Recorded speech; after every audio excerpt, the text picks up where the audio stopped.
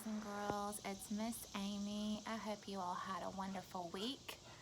Last week in our Bible story, we talked about Jacob and the dream that he had. And I told you last week, as we read from the Old Testament story about Jacob, that we would learn a little bit more about Jacob and his family and his life and how God worked through Jacob's life to bring about his promises to Abraham and to the whole world.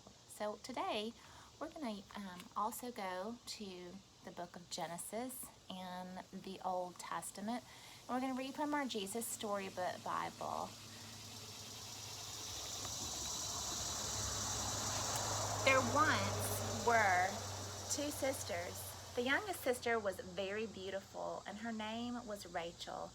But the oldest sister wasn't beautiful at all. Some thought her quite ugly, and her name was Leah. Rachel was the kind of girl who always gets invited to parties and chosen for the team. Everyone loved her, and poor Leah, no one hardly ever noticed her. One day, their cousin Jacob came to stay.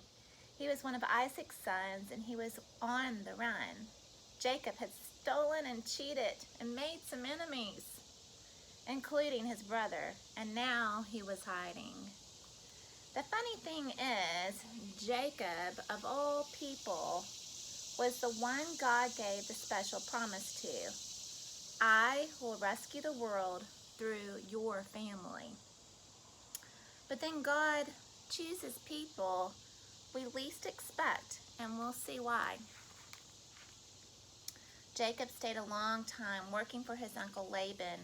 One day Laban said, "Jacob, I've decided to pay you for your work. What do you want?" A sudden thought struck him. How about one of my daughters?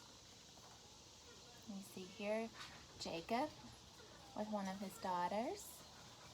And here a little bit closer picture of Rachel and Leah, the two sisters. So let's see what happens.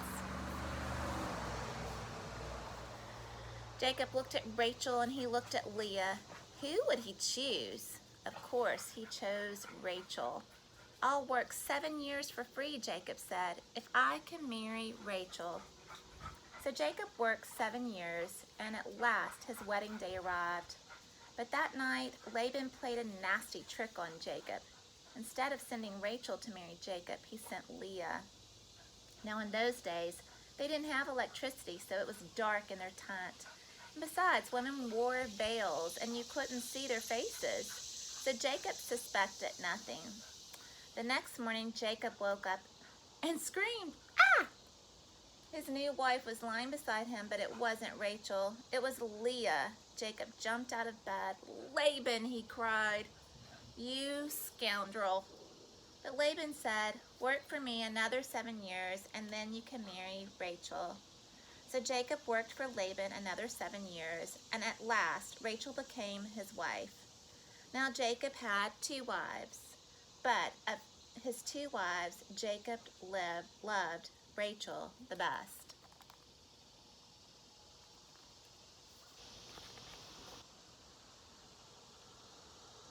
"No one loves me," Leah said. "I'm too ugly." But God didn't think she was ugly. And when he saw that Leah was not loved and that no one wanted her, God chose her. To love her especially, to give her a very important job. One day, God was going to rescue the whole world through Leah's family. Now when Leah knew that God loved her in her heart, suddenly it didn't matter anyone whether her husband loved her the best or if she was the prettiest. Someone had chosen her. Someone did love her with a never stopping, never giving up, unbreaking, always and forever love. So when Leah had a baby boy, she called him Judah, which means, "This time I will praise the Lord." And that's just what she did. And you'll never guess what job God gave Leah. You see, when God looked at Leah, he saw a princess. And sure enough, that's exactly what she became. One of Leah's children would be a prince, the Prince of Heaven. God's son, Jesus. This prince would love God's people. They wouldn't need to be beautiful for him to love them. He would love them with all of his heart, and they would be beautiful because he loved them, like Leah. And here's Leah with her children.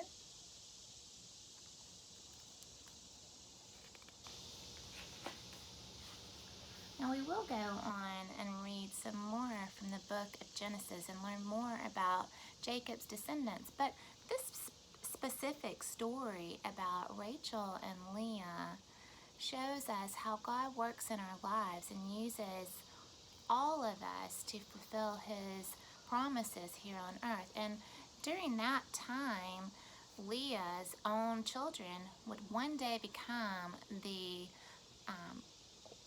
descendants of Jesus. And we know that because of Jesus, God fulfilled his greatest promise to make all of us his children so that we could live with him forever through Jesus' death on the cross and resurrection into heaven. We know that God was with Leah then, and God is with us now, and he is always guiding us. He's always choosing us to live with us in our hearts, to fulfill his love into the world through our gifts and talents as we trust in him. So let us rejoice that, like Leah, God chooses us and loves us, and through his son Jesus, we are his children. I hope you all have a wonderful rest of your day, and I will see you all next week. Bye.